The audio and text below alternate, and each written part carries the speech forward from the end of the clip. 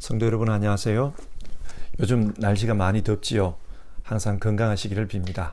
그러면 오늘도 거룩한 마음으로 하나님 앞에 예배하겠습니다. 먼저 사도신경으로 우리의 신앙을 고백하겠습니다.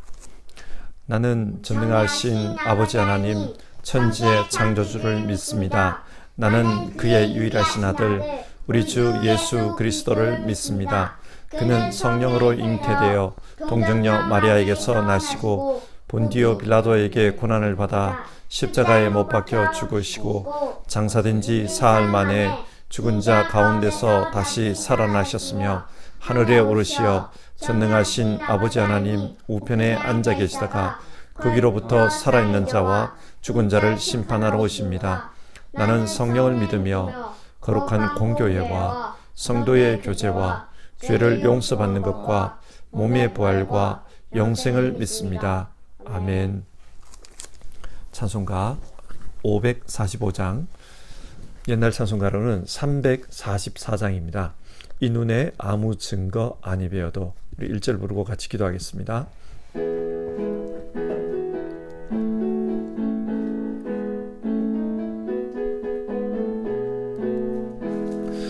이 눈에 아무 증거 아니 배여도 믿음만을 가지고서 늘 걸으며 이 귀에 아무 소리 아니 들려도 하나님의 약속 위에 서리라.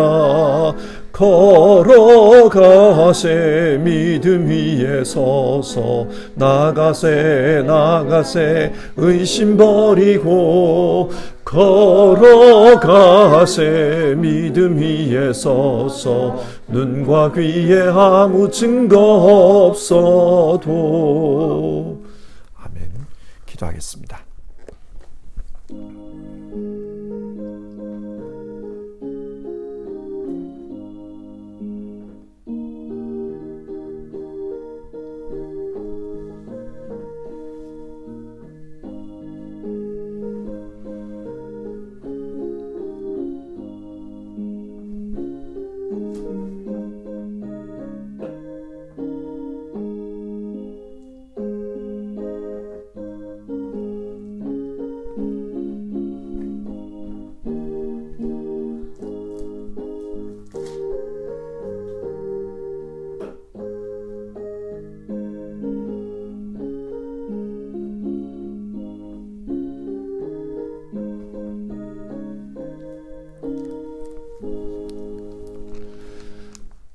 참 좋으신 하나님, 요즘 좋은 날씨를 주셔서 여름을 만끽할 수 있게 해주셔서 감사를 드립니다.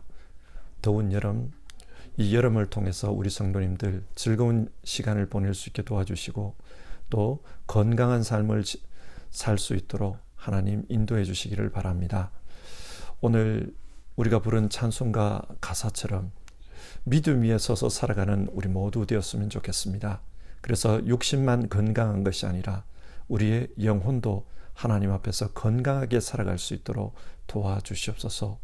오늘도 믿음으로 살고자 마음으로 생각하며 하나님 앞에 예배의 자리로 나아가는 모든 성도님들, 그 마음속에 하나님 주시는 믿음의 복이 넘칠 수 있도록 도와주시옵소서. 이 모든 말씀 예수님의 이름으로 기도드립니다. 아멘. 오늘 함께 보실 하나님의 말씀은 에스라서 5장의 말씀입니다. 그리고 이 아침에 읽으신 말씀은 5장 1절부터 5절까지 말씀입니다. 한 절씩 교독해서 읽겠습니다. 먼저 1절입니다. 선지자들 곧 선지자 학개와 이도의 손자 스가랴가 이스라엘의 하나님의 이름으로 유다와 예루살렘에 거주하는 유다 사람들에게 예언하였더니 이에 스알디엘의 아들 스룹바벨과 요사닥의 아들 예수야가 일어나 예루살렘에 있던 하나님의 성전을 다시 건축하기 시작하매 하나님의 선지자들이 함께 있어 그들을 돕더니 그때에 유브라데 강 건너편 총독 다트네와 스달보스네와 그들의 동관들이 다 나와 그들에게 이르되 누가 너희에게 명령하여 이 성전을 건축하고 이 성곽을 마치게 하였느냐 하기로 우리가 이 건축하는 자의 이름을 아뢰었으나 하나님이 유다 장로들을 돌보셨으므로 그들이 능히 공사를 막지 못하고 이 일을 다리오에게 아뢰고 그 답장이 오기를 기다렸더라. 아멘.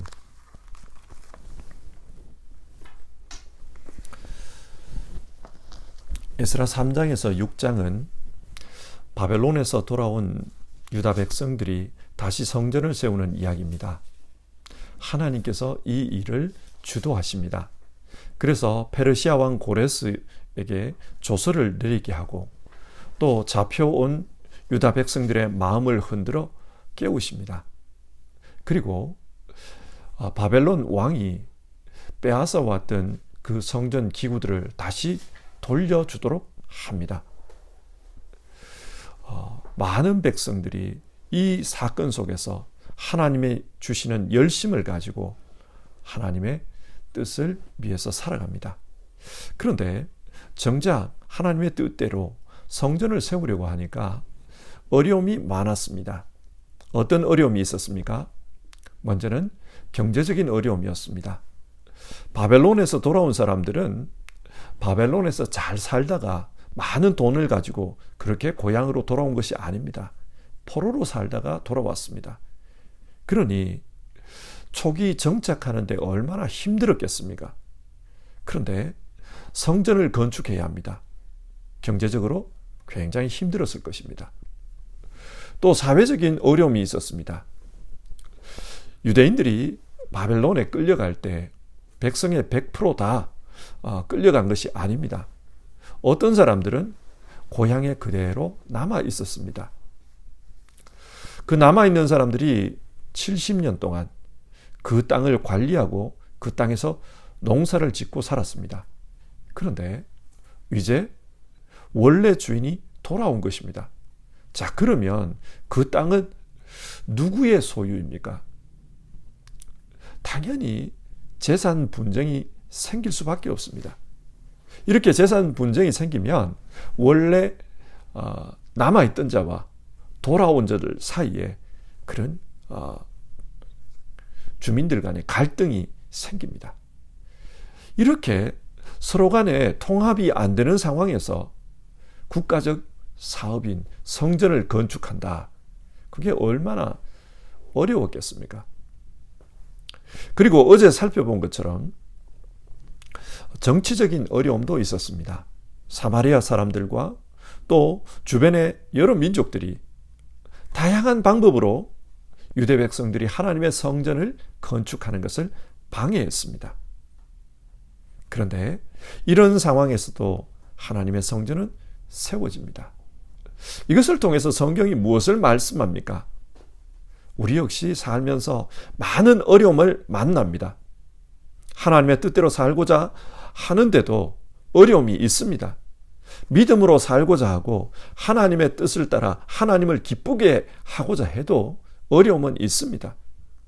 여러분, 이런 때는 어떻게 해야 합니까? 오늘 성경을 보며 하나님이 주시는 그 대답을 함께 들어봅시다. 먼저 하나님은 어려운 때에 말씀을 통해 자기 백성을 돕습니다. 1절을 보시면 이때 하나님께서 2명의 선지자를 보내주셨습니다. 학개와 스가랴입니다. 실제로 이 당시 성전 건축은 주전 520년 10월 17일부터 다시 시작이 됩니다. 그런데 하나님은 주전 520년 8월 29일부터 학개 선지자에게 말씀을 주십니다. 그리고 같은 해 10월부터 스가랴 선지자를 통해서도 말씀을 주셨습니다. 어떤 말씀을 주셨습니까? 학개 1장 4절에서 6절을 보면요. 이 성전이 황폐하였거늘 너희가 이때에 판벽한 집에 거주하는 것이 옳으냐? 그러므로 이제 만군의 여호와가 이같이 말하노니 너희는 너희의 행실을 살필지니라. 너희가 많이 뿌릴지라도 수확이 적으며 먹을지라도 배부르지 못하며 마실지라도 흡족하지 못하며 입어도 따뜻하지 못하며 일꾼이 싹쓸 받아도 그것을 구멍 뚫어진 전대에 넣음이 되느니라. 당시 사람들은 경제적으로 너무 어려웠기 때문에 경제적으로 풍요로워지는 것을 바랬습니다. 하나님 앞에 그런 기도도 많이 드렸던 것 같아요. 그런데 아무리 노력해도 계속해서 어려웠습니다. 많이 얻은 것 같은데 그런데 줄줄줄 새는 거예요. 구멍 뚫어진 전대와 같았습니다. 왜 이렇게 되는가? 그 이유가 뭔가? 하나님께서는 하나님의 전은 황폐하였는데 너희들은 좋은 집에 살려고 한다. 그런 말씀을 해요. 하나님의 집은 황폐해 있는데 너희는 좋은 집에서 살게 해달라고, 잘 살게 해달라고 기도하고 있다. 그런 말씀을 합니다. 그래서 복을 받지 못하고 있다. 그러면서 스가랴 선지자에게는 하나님의 전을 지으면 영적으로 충만한 복이 임할 것이다. 그런 약속을 하십니다. 스가랴서 2장 10절과 11절인데요. 여호와의 말씀에 시온에 따라 노래하고 기뻐하라. 이는 내가 와서 네 가운데에 머물 것이니라.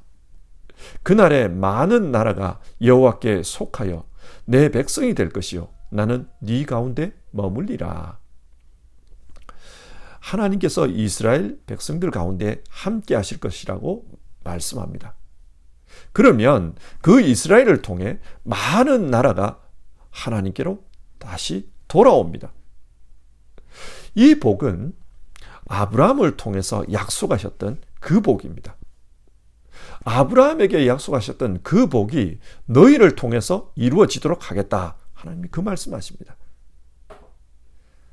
이렇게 선지자들을 통해서 하나님의 말씀이 주어지자 어떤 일이 벌어집니까? 2절을 보시면 이에 스알디엘의 아들 스룹바벨과 요사닥의 아들 예수아가 일어나 예루살렘에 있던 하나님의 성전을 다시 건축하기 시작하며 사람들이 하나님의 말씀을 듣고 힘을 얻었습니다. 그래서 총독 스룹바벨과 또 대제사장 예수아가 중심이 되어서 하나님의 성전을 다시 건축하기 시작했다고 합니다. 사람은 감정에 좌우됩니다.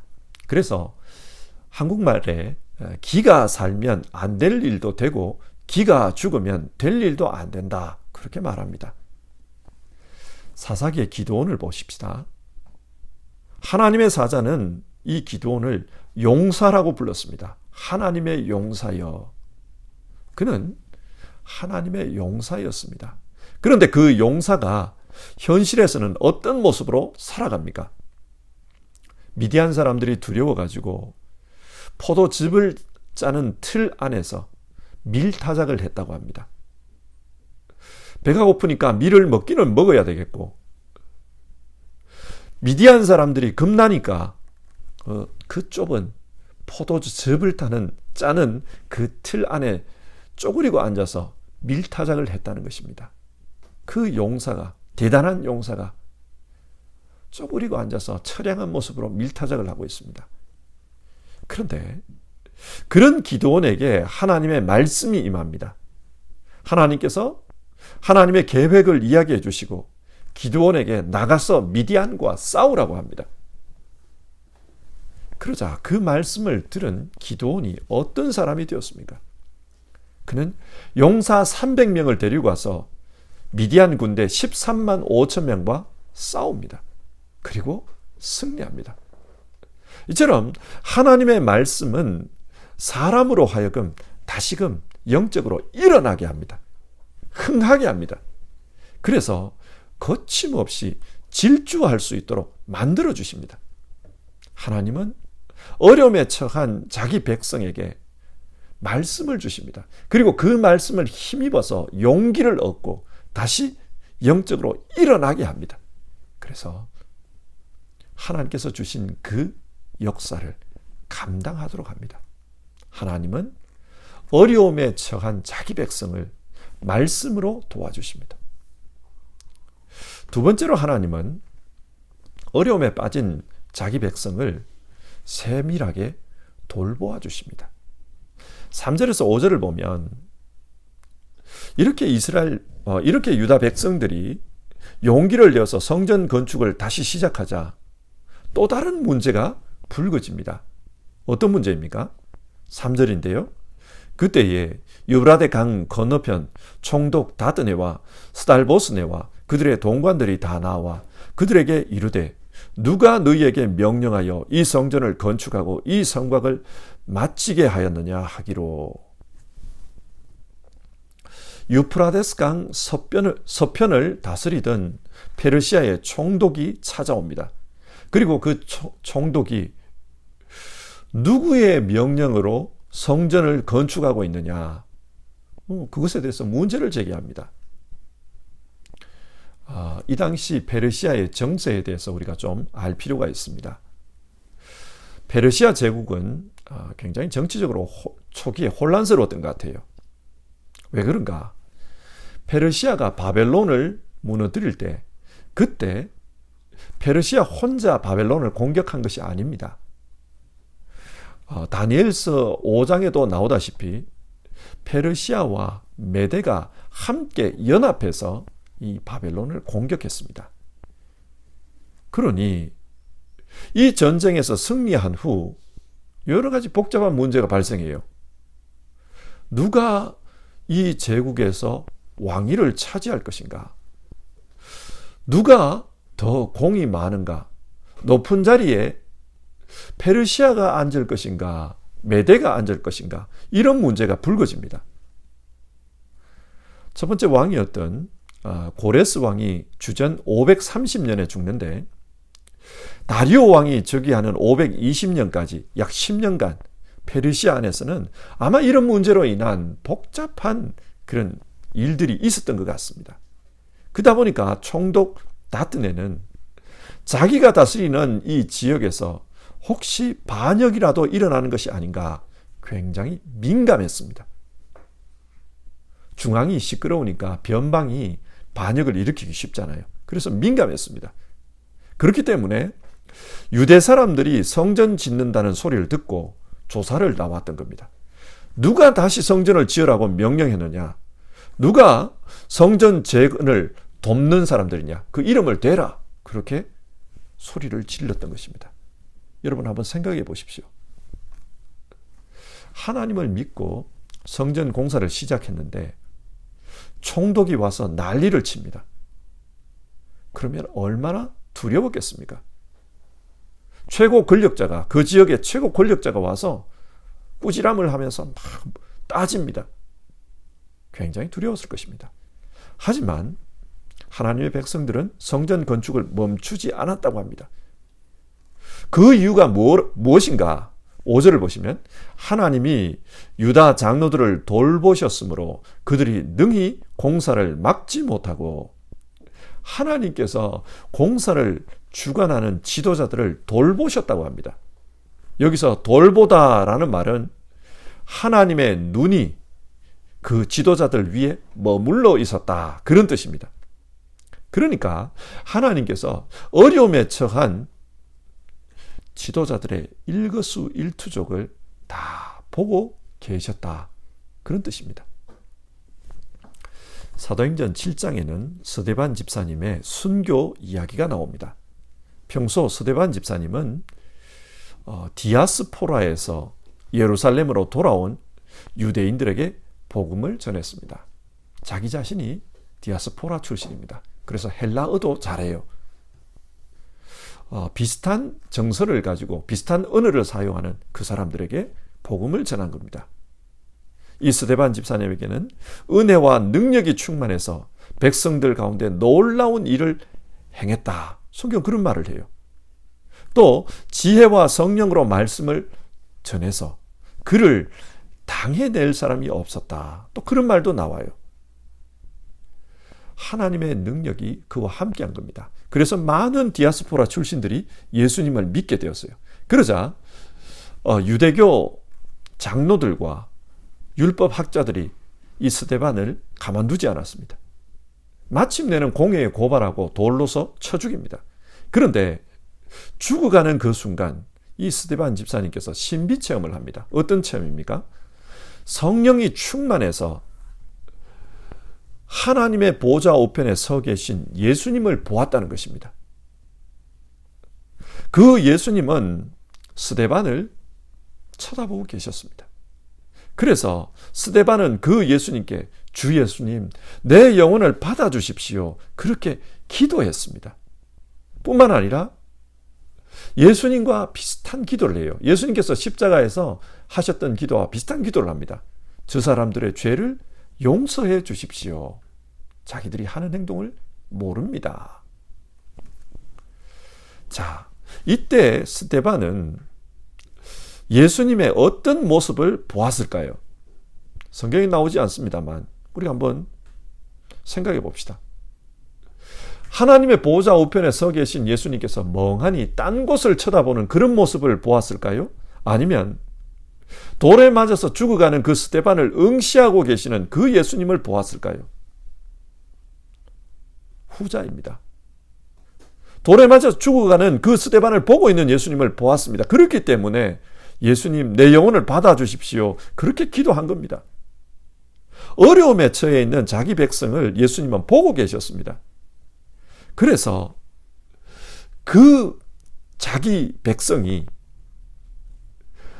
영화로운 순교를 하고 예수님의 길을 따라올 수 있도록 그렇게 응원하고 계셨던 겁니다. 누가복음 22장, 예수님께서 대제사장 집에서 신문을 받습니다. 그때 베드로는 예수님을 모른다고 3번이나 부인합니다. 이렇게 부인하는 베드로를 예수님은 쳐다보셨다. 성경 그렇게 증언합니다. 3번째 모른다고 부인할 때 예수님께서 고개를 돌려 베드로를 쳐다보셨다고 합니다. 그러자 베드로는 예수님의 눈을 보고 예수님께서 하신 말씀이 생각났습니다. 그래서 밖에 나가서 통곡하며 회개했습니다. 예수님은 이 일이 있기 전에 주님, 나는 절대로 주님을 부인하지 않겠습니다. 그렇게 말하는 베드로에게 닭이 울기 전에 너가 나를 3번 부인할 것이다. 그 이야기를 했고요. 그 이야기를 하면서 베드로야, 나는 네 믿음이 꺾이지 않도록 너를 위하여 기도했다. 네가 다시 돌아올 때에는 네 형제를 굳세게 하여라. 그런 말씀도 해주셨습니다. 예수님은 아셨어요. 자기 제자가 지금 어려움에 처해 있다는 것을 아셨어요. 마치 마귀가 밀 까부르듯이 그렇게 베드로를 공격하고 있다는 것을 아셨습니다. 그래서 그 제자를 위해서 기도했습니다. 그리고 실제 그 제자가 어려움에 빠졌을 때 그를 쳐다보셨습니다. 그리고 눈빛으로 말씀하셨습니다. 뿐만 아니라 그가 실족해서 영적으로 힘들어할 때 그를 찾아가십니다. 찾아가서 베드로야, 아직도 네가 나를 사랑하느냐? 그리고 내 양을 먹이라. 이렇게 말씀해 주셨습니다. 하나님은 자기 백성을 세밀하게 보고 계십니다. 그리고 보기만 하시는 게 아니라 돌봐주십니다. 영적으로 승리할 수 있도록 도와주십니다. 한편 유대 백성들이 흔들리지 않고 그렇게 공사를 계속하자 페르시아의 관리들은 왕에게 이 일을 보고합니다. 너무 당당하게 이 공사를 하니까 자기도 어떻게 해야 될지를 몰라서 왕에게 보고를 합니다. 그래서 그 보고 내용이 오늘 본문 7절부터 17절까지 기록되어 있습니다. 그 보고 내용을 보면 먼저는 이 사람들이 성전 공사를 이렇게 하고 있습니다. 그 이야기를 해요. 그리고 11절에서 16절을 보면은 이 사람들에게 물어보니까 이런 이유로 성전 건축을 한다고 합니다. 이 사람들이 초대왕인 고레스의 조서를 가지고 있습니다. 그런 보고를 해요. 그래서 17절에 황제께서 좋게 여기시거든 유대인들의 말이 진짜인지 아닌지 왕궁 문서 보관소에 있는 고레스의 조서를 한번 찾아봐 주십시오. 그렇게 부탁을 하고요. 그리고 이 유대인들의 성전 건축을 내가 허락해야 되는지 어떻게 해야 되는지 결론을 말씀해 주십시오. 그런 내용으로 보고를 올렸습니다. 이것이 오늘 본문의 내용입니다. 자, 오늘 내용을 한번 정리해 봅시다. 유대인들은 하나님의 인도하심을 따라 성전을 건축합니다. 그런데 그 과정에 너무 많은 어려움이 있었습니다. 여러분, 성경이 이것을 통해 우리에게 무엇을 말합니까? 우리에게도 믿음으로 살고자 하면은 이런 어려움이 있다. 그것을 말씀해 줍니다. 마귀는 하나님의 뜻이 이루어지는 것을 원치 않습니다. 그래서 계속 방해합니다. 우리가 하나님의 뜻대로 살고자 하면 여러 가지 어려움들이 생깁니다. 그런데 우리에게 중요한 것은 이런 때에 어떻게 대처하느냐, 그 문제입니다. 분명히 하나님은 하나님의 뜻을 이룹니다. 문제는 어려움을 당했을 때 우리가 이 어려움에 어떻게 대처하느냐, 그것입니다. 어떻게 대처하라고 합니까? 먼저 오늘 말씀은 하나님이 주신 말씀을 붙들으라, 그것을 말씀합니다. 오늘 본문에서 하나님은 어려움에 처한 자기 백성에게 선지자를 보내서 말씀을 주셨습니다. 그러자 백성들이 그 말씀에 힘입어서 일어나 성전을 건축했다고 합니다. 이처럼 우리도 어려움을 만났을 때 하나님이 주시는 그 말씀을 찾아야 합니다. 그리고 그 말씀을 붙들어야 합니다. 저는 설교를 준비할 때 태블릿 컴퓨터를 사용합니다. 이것을 사용해 보니까 사용하면 할수록 참 좋은 기계다, 그런 생각이 들어요. 그런데 이런 좋은 기계도 배터리가 다 되어버리면 작동이 안 됩니다. 왜 그렇습니까? 만드는 사람이 그렇게 만들어 놨습니다. 배터리가 있어야 작동이 잘 됩니다. 마찬가지입니다. 하나님께서 우리를 그렇게 만드셨습니다. 하나님께서 우리를 말씀으로 만드셨어요. 따라서 우리의 심령에 하나님의 말씀이 주어지고 그 말씀이 작동할 때, 그때 우리는 용기를 가질 수 있고 힘을 낼 수 있습니다. 문제는 우리의 심령에 하나님이 주신 그 하나님의 말씀이 있어야 한다는 사실입니다. 우리의 심령을 움직이시는 그 하나님의 말씀을 만나는 것이 중요합니다. 그럴 때 우리는 새 힘을 낼 수 있습니다. 겁쟁이 기드온이 하나님의 용사로 변화될 수 있었던 것은 하나님의 말씀이었습니다. 우리에게도 늘 이런 말씀의 역사가 있기를 바랍니다. 두 번째로, 하나님은 자기 백성을 세밀하게 돌보고 계신다. 우리가 그걸 기억해야 합니다. 예수님은 스데반의 삶을 하나님 보좌 우편에서 보고 계셨습니다. 그래서 끝까지 예수님의 길을 갈 수 있도록 응원해 주셨습니다. 또 예수님은 어려움에 처한 그 베드로의 삶을 보고 계셨습니다. 마귀가 베드로를 막 흔들고 계신다는 걸 아셨기 때문에 그 베드로를 위해서 기도했습니다. 그리고 베드로가 실족했을 때 그를 쳐다보며 눈으로 권면하셨습니다. 뿐만 아니라 실족한 그를 찾아가서 다시 일어설 수 있도록 용기를 주셨습니다. 이것은 우리에게도 마찬가지입니다. 하나님은 우리를 세밀하게 돌보고 계십니다. 우리를 위해 기도해 주시고, 우리를 위해 말씀해 주시고, 우리를 찾아오셔서 위로해 주십니다. 여러분, 어려움을 만났을 때 이 사실을 기억합시다. 주님께서 우리를 보고 계신다. 도와주실 거다. 이 믿음의 끈을 놓치지 맙시다. 사랑하는 성도 여러분, 이런 믿음으로 어려움을 이기고 하나님의 뜻을 이루는 우리 모두가 되기를 주님의 이름으로 축원합니다. 찬송가 546장, 옛날 찬송가 399장입니다. 주님 약속하신 말씀 위에서 우리 이 찬송 부르고 같이 기도하겠습니다.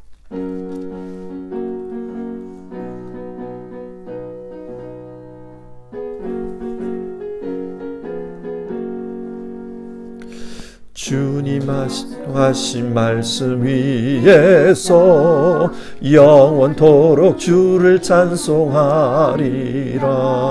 소리 높여 주께 영광 돌리며 약속 믿고 굳게 서리라.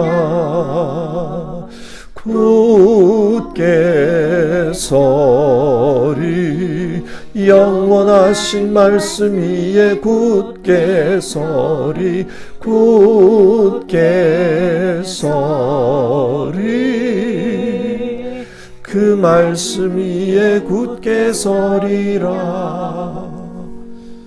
오늘 말씀 생각하면서 우리 같이 기도해 봅시다. 오늘 우리는 어려움에 처한 하나님의 백성에게 하나님이 어떻게 도와주셨나, 그런 내용으로 성경을 살펴보았습니다. 하나님은 어려움에 처한 자기 백성에게 선지자를 보내 말씀으로 힘을 주셨습니다. 뿐만 아니라 세밀하게 돌보심으로 그 어려움을 이길 수 있도록 도와주셨습니다. 우리가 이 말씀을 믿고 기도해 봤으면 좋겠습니다. 우리에게도 믿음으로 살고자 할 때에 많은 어려움이 있습니다. 그때 우리의 심령이 새 힘을 얻을 수 있도록 말씀의 역사를 허락해 주십시오. 우리가 그렇게 기도해 보십시다. 그리고 어려움 당했을 때 하나님께서 세밀하게 보호하고 계신다, 그것을 믿고 용기 내어 살 수 있도록 하나님의 보호하심을 믿는 그 믿음을 달라고 이 시간 같이 기도해 봅시다. 기도하겠습니다.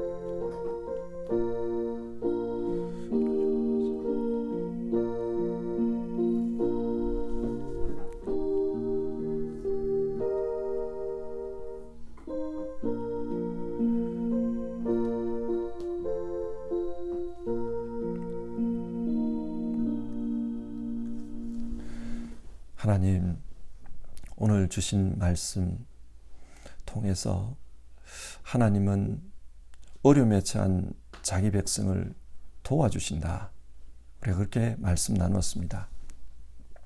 어려움에 처해 있던 유대 백성들에게 하나님은 말씀으로 도와주셨고 또 그들을 돌보아 주심으로 용기 내서 살 수 있도록 도와주셨습니다. 이 말씀을 오늘 우리의 삶에 적용해 봅니다. 우리 성도님들도 삶을 살면서 어려움을 겪을 때가 많습니다. 특별히 믿음으로 살려고 했는데 그 믿음으로 사는 것이 너무 힘들고 어려울 때가 있습니다.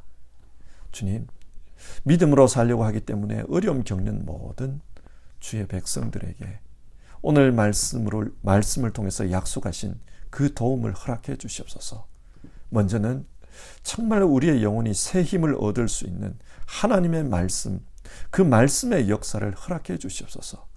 설교를 들을 때, 혹은 성경을 읽을 때, 혹은 하나님 앞에서 기도할 때 하나님께서 주시는 말씀의 역사가 있어서 우리의 영혼이 살아나고 우리의 생명이 힘을 얻는 그런 놀라운 역사들이 있게 하여 주시옵소서. 다른 사람이 볼 때는 객관적으로 어려운 삶의 상황 속에 있다 할지라도 하나님이 주시는 그런 영적인 은혜가 있고 말씀의 역사가 있어서 힘내어서 모든 것을 이기고 하나님 뜻을 이루어가는 우리 모든 성도님들 되도록 축복해 주시옵소서. 하나님 아버지, 하나님께서 세밀하게 우리를 돕고 계신다, 그것을 믿는 믿음을 주시옵소서. 그래서 어떤 어려운 순간에도 하나님 우리와 함께 계시며 우리를 돕고 계시기 때문에 반드시 이 문제에서 승리하게 하신다, 그 믿음 가지고 사는 우리 성도님들 다 되게 하여 주시옵소서.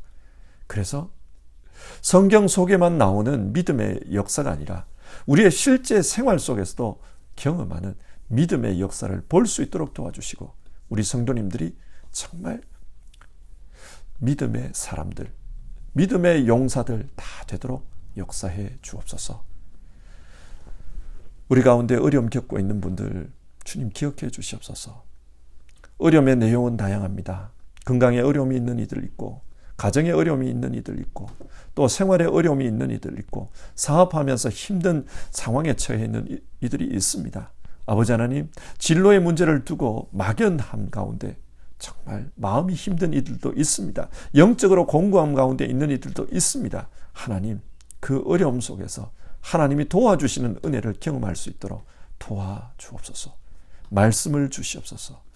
주님의 도와주심을 믿는 믿음으로 승리할 수 있도록 용기를 주시옵소서. 우리 주님 예수님의 이름으로 기도드립니다. 아멘.